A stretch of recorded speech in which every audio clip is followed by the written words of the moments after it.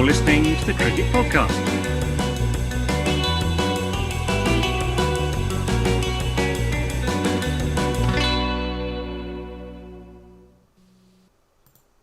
Hello everyone and welcome to the Cricket Podcast, where we will be, picking the bones out of another pretty excellent day of Test cricket between England and India as the fifth day of the fourth Test at the Oval drew to a pretty exciting close. I'm joined by Ross Legg. Hello Ross, how are you after all of today's fun?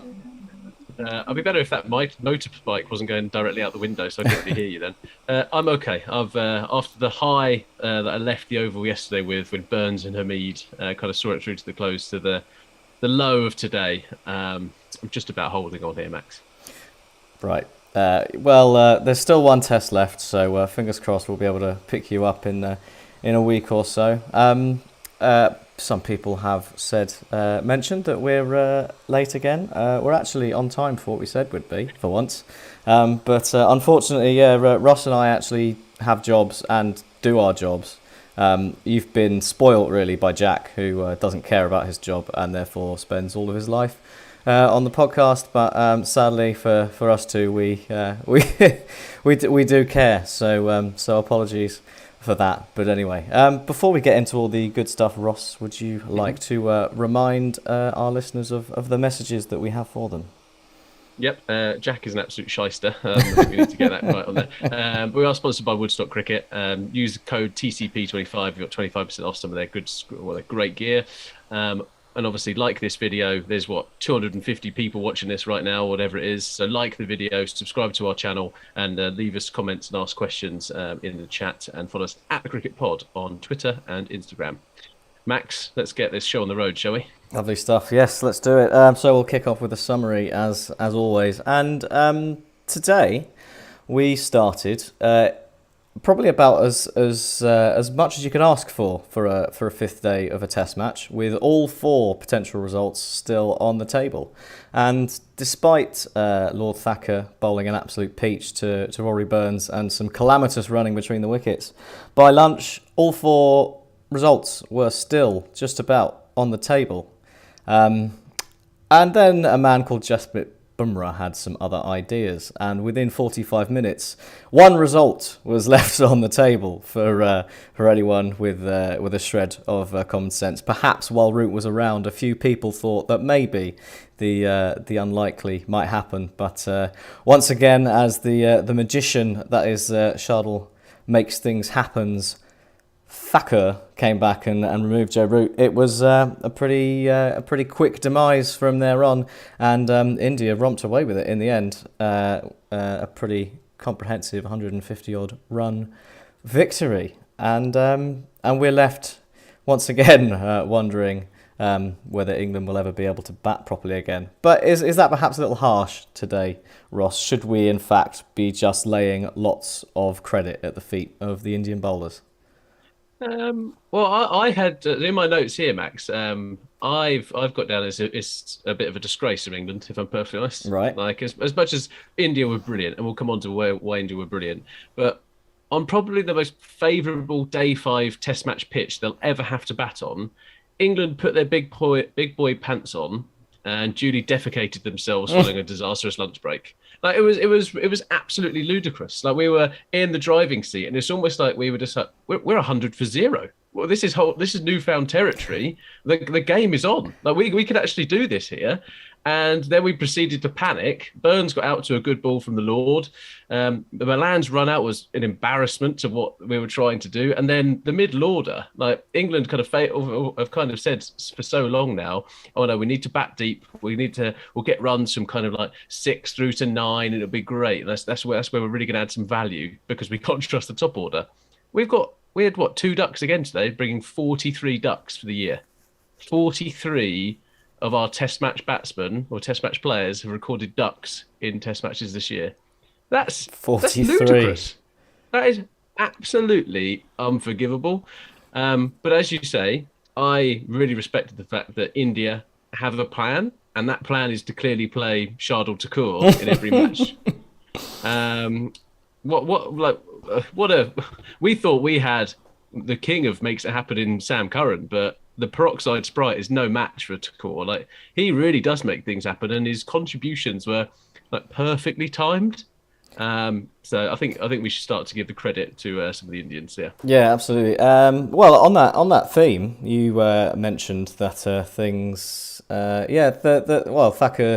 Thacker's interventions were supremely timed. I think we should actually. This might be difficult for you, Ross, but I think we should actually give a lot of credit to Virat Kohli as captain. I think pretty much everything he did today turned to gold, didn't it? There was Umesh as well as Thacker. They both took a wicket with their first ball back into the attack in the afternoon. There was one of those was Chris Wokes, wasn't it, where he'd laid the trap of 2 mid wickets and Chris Wokes duly fell into it like a startled bear. So I think we might have maligned him on occasions for his captaincy and maybe not standing up, but once again he not only put the plans in place, led by example, and really got everyone fired up and made sure that India were raring to go. And once they got that breakthrough, that was it, wasn't it? I think you could see how he was getting not just the players but actually the Indian fans at the Oval getting going. Almost turned it into like a home match really in the end. I don't know. Maybe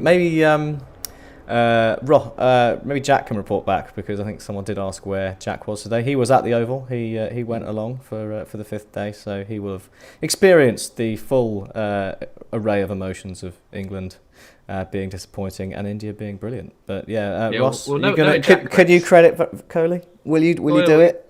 Well, knowing Jack, he's probably now gone to the local shop and bought himself an India top. You know how much of a glory hunter he is, so it wouldn't actually surprise me. And he turns up next week with an ODI top on or a Test match India top. I think you do have to give credit to Kohli's captaincy. I think it's quite funny poking fun at him with the little amount of runs he actually contributes to this team. But as you say, he rotated the bowlers as well. He was trying different things as well. On a day 5 pitch, when, well, let's be honest, it was easy to bat. Like Jadeja was causing a bit of trouble, but it wasn't like prodigious turn.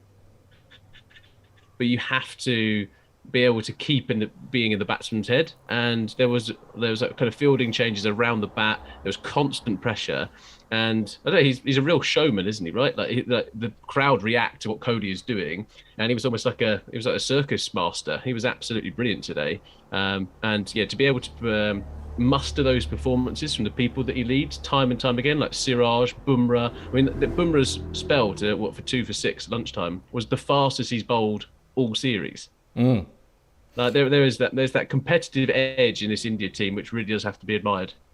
Yeah, there was something extra today, wasn't there, in Bumrah's spell? And I suppose should we get straight into that? Really, you mentioned it. We should cover it. Was that for you it'd be hard to say that was the biggest turning point in the match for something that happened on the 5th day, but was it the defining moment for you, Bumrah's spell there with the ball reversing like it was? I'm not sure it was the defining moment for you. I think a lot of these matches, they're on a knife edge, right? And they can swing either which way. There was stuff that obviously happened earlier in the Test match. I mean, Takur's brilliant innings in the first inning kind of turned it round for them to get them close to 200, where it should have been 130 all out. And there was a couple of people in England who were in and then kind of gave their wickets away, and if they would have got another 40 runs, etc. Yesterday, Root kind of let the game get away from them a little bit and gave them about 70 easy runs. But today, I think there was that, as I said at the start of the show, there was the panic button. England pressed the panic button when we got to 100 for 0. Burns got out. Malan, he didn't look comfortable at the crease at all against any of the bowlers, really. And then the run out was just unbelievable. I didn't realise England had a bit of like the Pakistan about them. It was a comedy run out, I thought. And the guy with wicket keeping pads on, fielding at cover, fielding at cover, was far quicker than Malan was. And it was just so, what are you doing? Like, pay attention, like, be backing up. Wasn't even a direct hit.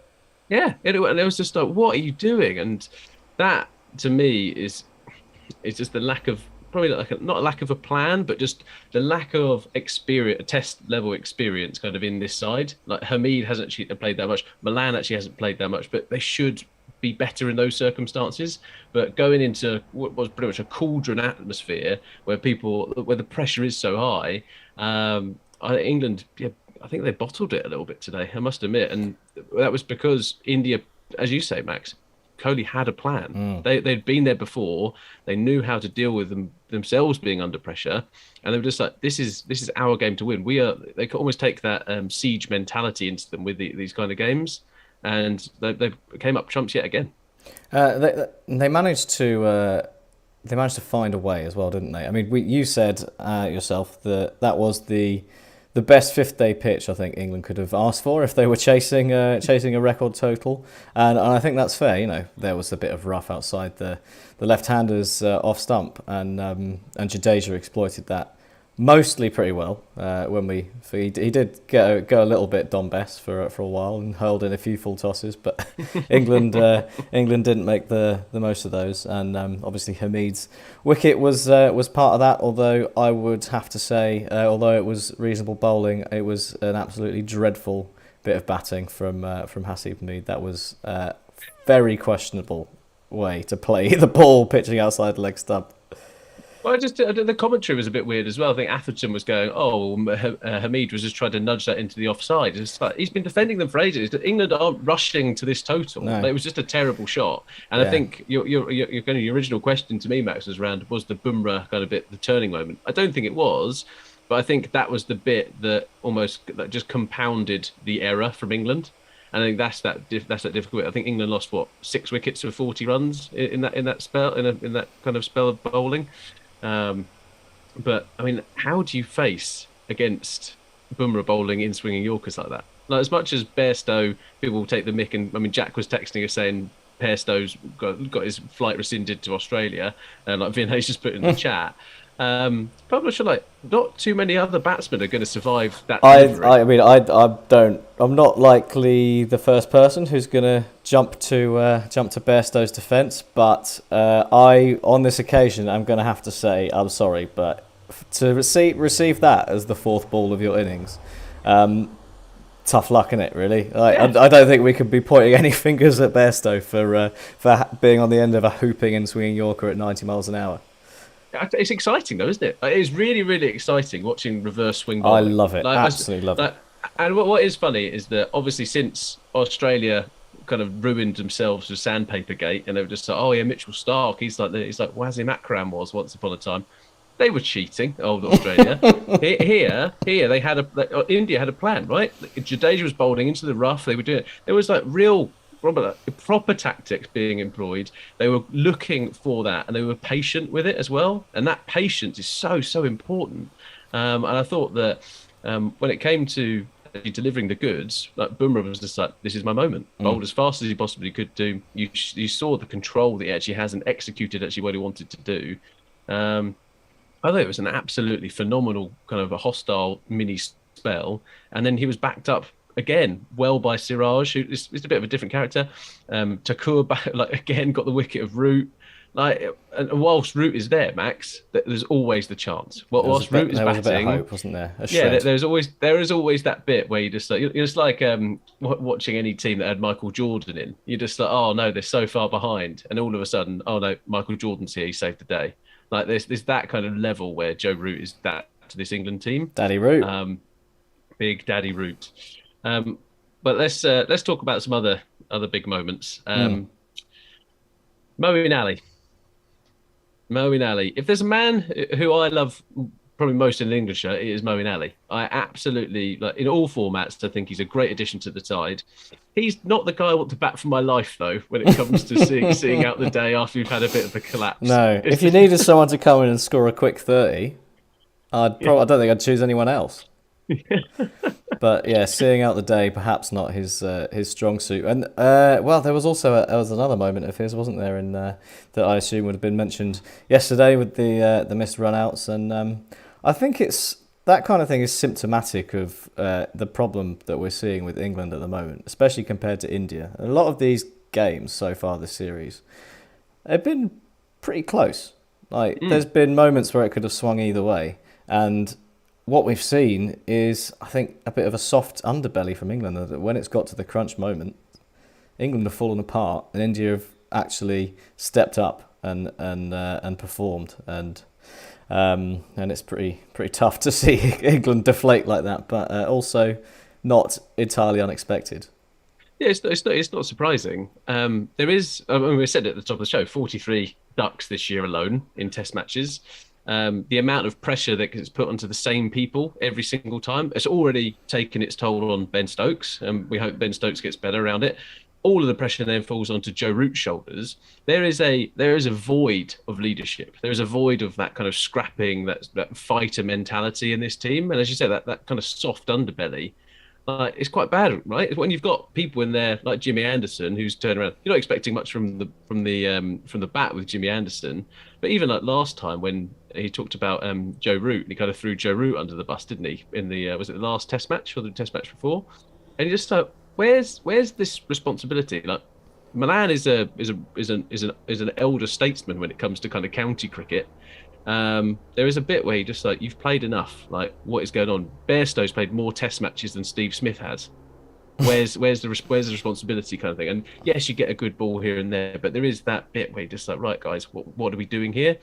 And it's just that inevitability that really hurts, I think, because I'm a Spurs fan, and Spurs fans know better than anyone around the torturous existence of watching your team lose or like, give you hope and then lose.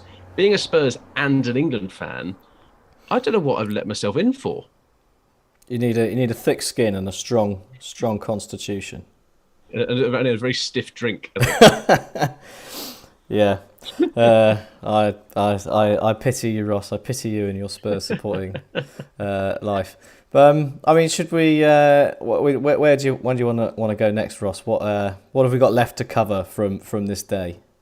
I think we've got to talk about Jadeja. So I think Jadeja, you kind of said that he didn't start off too well, and actually I thought the occasion got to him before. And I thought Jadeja is one of those players where the occasion never gets to him. I kind of thought he was almost like superhuman, but today you saw like, yes, he'd also no balls, but you just saw he was hurried in the whole thing. There was a bit of just like, I've got this massive job to do. I've got to make sure that I deliver for India. Like, what are we going to do? All the conditions kind of almost in his favour for this, as much as they possibly could be at the Oval. The people that he's bowling against as well. And there was a bit, I think Shane Warne was on commentary, and he was kind of just pointing out, he goes, look how quickly he's kind of going through his rhythm. And that's one of his trademarks, right? To get through an over in like a blink of an eye. But there was a bit today where I think someone must have had a word with him, because he just kind of slowed it down a little bit and was starting going, right, actually just concentrate on bowling the deliveries you need to bowl. You're not here at the moment just to rush through and get us through the over rates. Yes, you're going to keep these runs down, but your job now is to take wickets on a final day. And I think there was a shift. There was a shift in Wooden. It was put a bit more revs on the ball, a bit more flight on the ball, and I think he adapted actually really well. And once it's amazing what happens when a captain has a bit of faith in their spinner, because sometimes that's not what we've seen in an England shirt. So no, yeah. So I mean, if Ashwin played today, my God, like we would have been done before tea. Yeah, well, someone asked me yesterday actually when we were, or was it possibly on Saturday when I was playing cricket, but we were discussing what we thought would be tough for England to chase, and I said around 200 might be tricky, but if Ashwin were playing, probably 150 would be enough. I feel like that's been borne out closely enough, but. I saw there was a question in a super chat just there, Ross, which was whether you have any comment on the Bumrah in-swinger that almost got Root but didn't quite. It was sort of like it seemed very similar to the one that did get Bairstow. Yeah, it was to me that was the bit where you pay for every centimetre of your cricket bat, so you might as well use it. Yeah. And Joe Root is so good that he can actually turn the bat in his hand and actually play off the bottom edge just to divert almost a perfect Yorker away from his stumps. Yeah, what can you do? Well, like, genuinely, what can you do? Like, it's amazing now we've obviously seen so much modern day cricket. Like, I'm going to have to go back and now watch the kind of the Rob Linda ones on YouTube, where I'm just watching Wasim Akram kind of come in and like do the reverse swing. Like, today was exciting. I loved watching it as much as it's difficult for an England fan. Like, that is just brilliant, absolutely brilliant. It was classic fifth day Test cricket, wasn't it? Spin out the rough, reverse swing, and stumps akimbo. But we maybe would have been nice to be in the other direction. But did England miss a trick as well though with this Test? I mean, we saw how Burma was able to reverse it at pace. England's lineup with the ball was pretty one-dimensional. I think. I don't know if you spoke about this at all yesterday or on the last couple of end of day shows, but it feels to me like England were possibly missing something as well, especially in that sort of period of play over the last couple of days where it got away from England. Whether a bit of extra pace, whether it be Saqib or Mark Wood would have made the difference. Yeah, I think there probably was to an extent, but I think Craig Overton always deserved his space in the side. I thought he came in and did really well in the previous Test match, and I thought that his runs are always quite, like, his ability to bat obviously goes in his favour in this England team. If Chris Silverwood had his way, he would play 11 batsmen. I think that's what he would try to do. But I think we did miss Mark Wood, and now I think this was the opportunity to try and risk it. This was we're not going to win at Old Trafford. Like unsurprisingly, the forecast in northern England in the middle of September: Friday rain, Saturday rain, Sunday rain. Like this was the game to go all out. On the podcast last night, Dan and Jack started talking about how this was a Test match to define careers, and today you saw the soft underbelly, as you've kind of said. Nobody stood up. Like I thought Burns and Hamid opened up really well. As I said, England panicked, and unfortunately, if we were chasing 100 runs less, maybe we're talking a different thing here, because England is like, oh my god, we can do this. But it was just crushing disappointment. Well, I think it was mentioned actually on commentary. Once you got the feeling that England couldn't win the game, you never thought that they were going to save it, because you just don't feel that there is the steel in this England team to be able to just ride something out when the chips are down. But we will see. We've not got a Dean Elgar, have we? We've not got a Dean Elgar who's going to literally take blow after blow and just be... a Dominic Sibley. Yeah, where was Dominic Sibley batting a number 7? Why is he not in the side? Jack's joined us from the chat, by the way. Jack's in the chat and at the pub. Hi, Jack. Hope you had a nice day. Apparently, we sound sad. Yeah, we'll remember Jack's had his first beer today, so he's feeling very confident. Yeah, I had enough of that yesterday to last me a lifetime, so I'll pass. So I mean, we've got a fair battery of questions to get through, Ross. Both I think a couple on Twitter and also in the chat. So is there anything else that you want to cover on today's play before we get over to answering a few of those questions? No, I don't think. I think this is enough kind of pain to kind of share with everybody. I reckon. I think there's enough. Yeah. Right. So, I think we should probably address one that's been quite a common question, and it is unsurprisingly around the man, the myth, the legend, Shardul Thakur. I mean, we said at the start that we would have picked Ashwin, and even when he got his pretty breezy 57, I think that's an understatement, isn't it? Pretty breezy. The fastest 50 at the Oval ever in Test matches, his 57, and then got the wicket of Ollie Pope when he was well set on 81. I still think that they should have picked Ashwin. Then he scored. Stand by it. Then he scored another 60 to take the game even further away from England, and got the wicket of Joe Root earlier today. And obviously, as well, there was the wicket of Rory Burns, which was about as much of an unplayable delivery for a left-hander against a guy coming right arm round as you would possibly wish for. That's just one where you just desperately hope that you don't get a nick. So I'm guessing it's Dr. Hindsight says picking Shardul Thakur was the right thing. What do you reckon? It is. It clearly is the right thing. They've nailed it, right? All the plan. Well, Kohli pretty much came out and said in the press, right, that no, Jadeja's got a good record against left-handed batsmen. We don't need to have Ashwin pretty much in the side. If you're reading between the lines, I think if they were going to play two spinners, then obviously Ashwin plays. But from the outset, Kohli has said our template for beating England is to have 4 seam options and Jadeja as the spinner.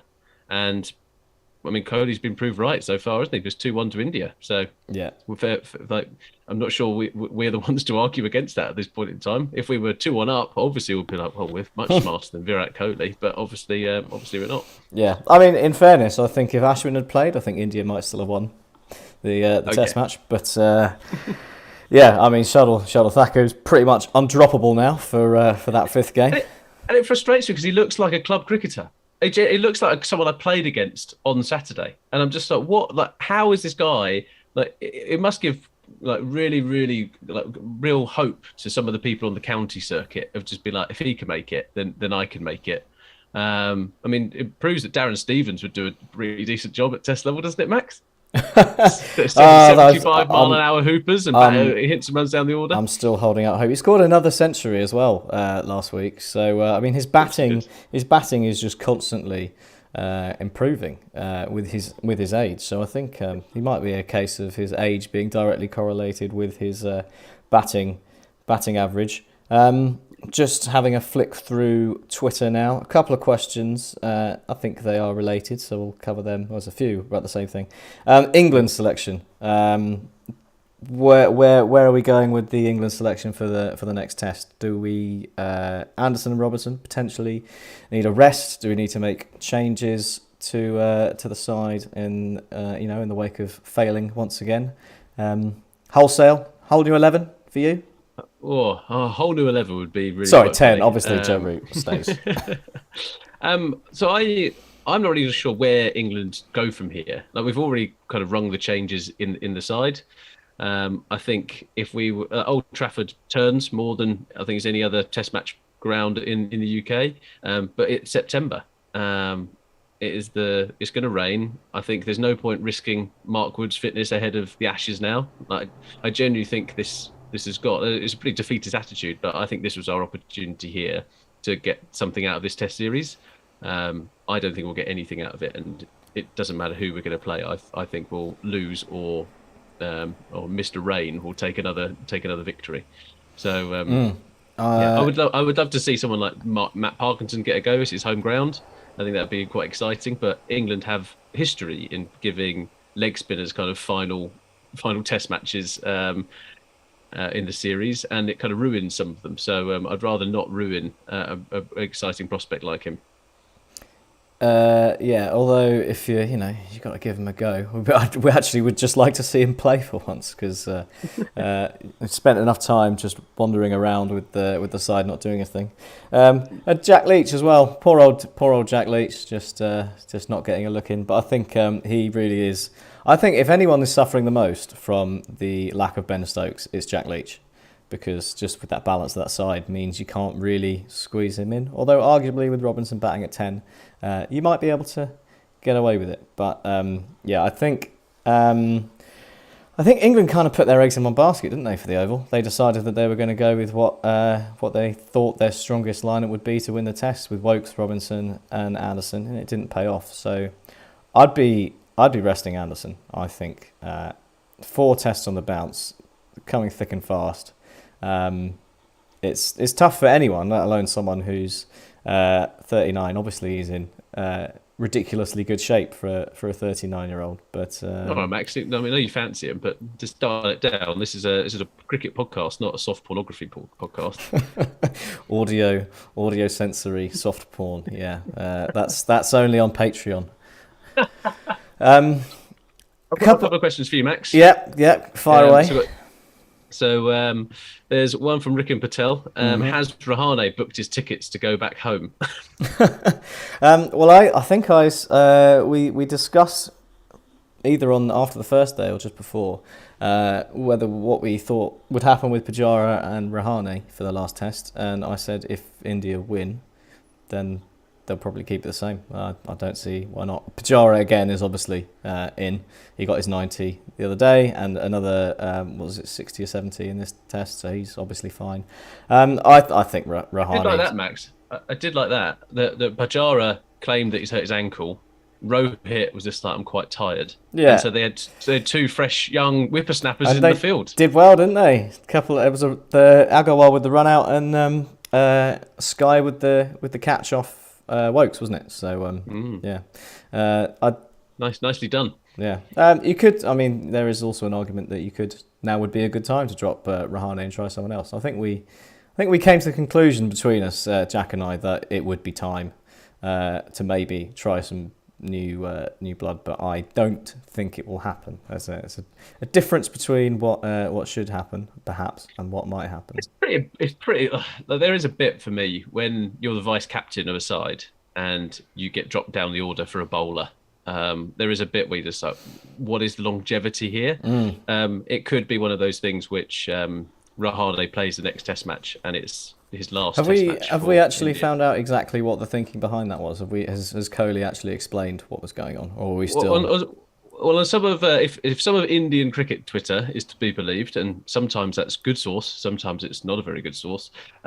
He was indisposed on the toilet at the time, and Jadeja was padded up. And but it happened again, didn't it? It did happen again, so I'm not sure that has any merit to it. So I just think there's another bit around right hand, left hand combination. There's also a thing around Jadeja batting with the tail. Actually, is he better off actually batting with Virat Kohli, batting with Pujara, actually, and getting the most out of his talent? So there's all kinds of different things. One bit is just that, you know what, we don't trust Sky to come into this side. We think Rahane's the vice captain. He brings that leadership to this side. Let's try and protect him.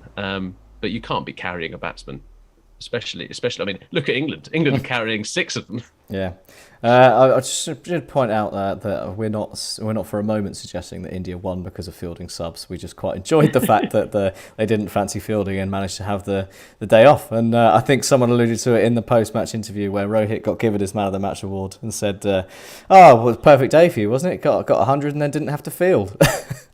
He claimed he wanted to field. I'm not buying that for a moment. And Jarvo can fuck off. That's what I have to say about Jarvo. It's like that bit. It's like Rohit Sharma saying, "I wanted to field." It's like me saying, "Oh, I wanted to go to the gym," and I've never been to the gym. So it's just like that bit to say. It's just not true, is it? It's just not true. Another question for you, Max, from John Cook, is around Ben Stokes missing very much. I think England clearly are missing him, right? He is the talisman. Well, he's a guy for a crisis. Ben yeah, Stokes is well, that's it, man. isn't it? We said England have got a soft underbelly, and I think Ben Stokes not being there is a large part of that. Just from a psychological point of view, he is a fighter, and I think I don't get the same impression from the rest of England's middle order. You've got, Bairstow generally for me just seems like he kind of is there for some fun. Just there for a good time, and if you said yourself, Moeen Ali, not sure he's the man to bat for your life. Ben Stokes, on the other hand, will always give it his all, whatever you think about him as a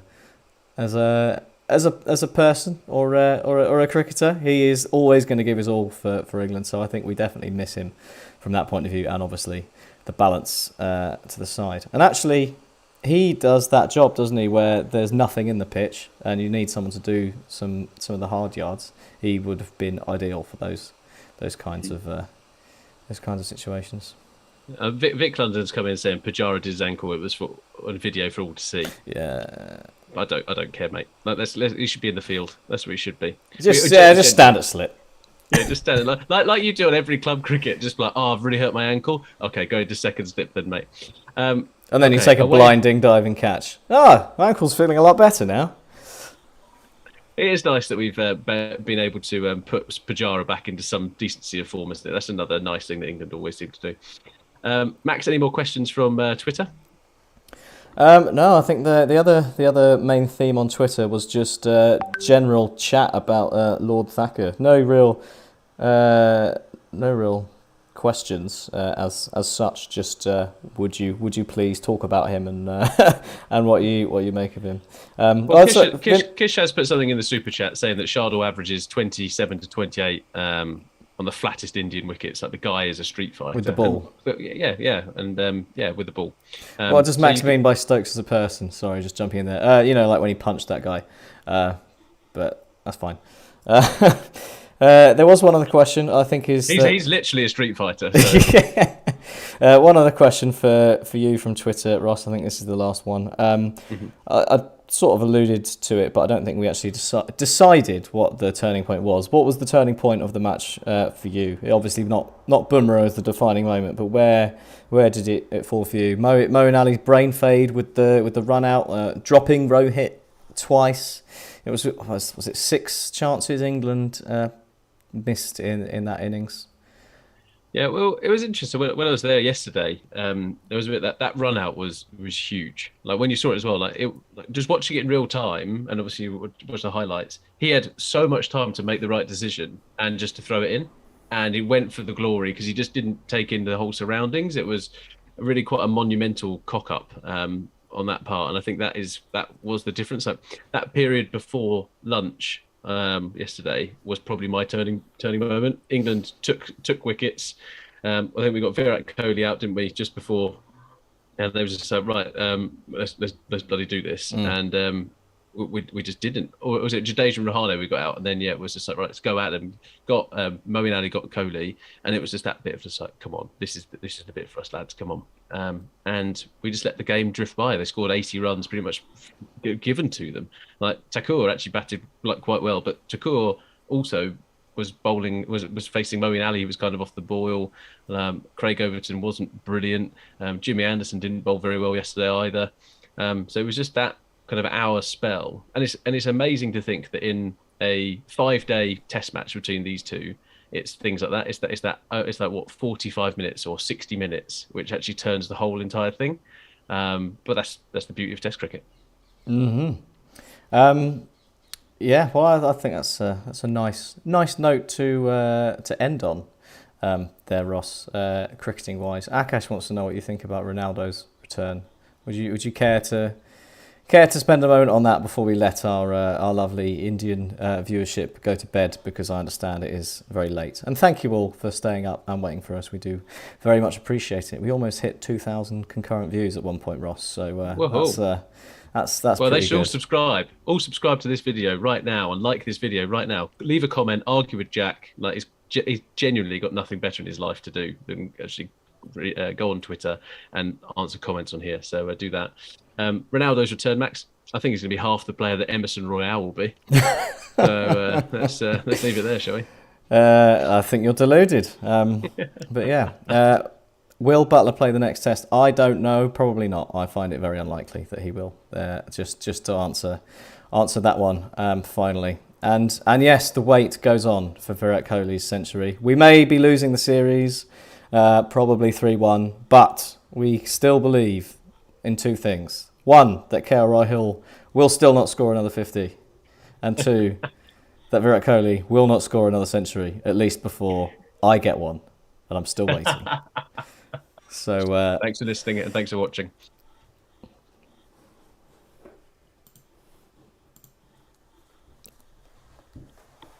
Cool, all done.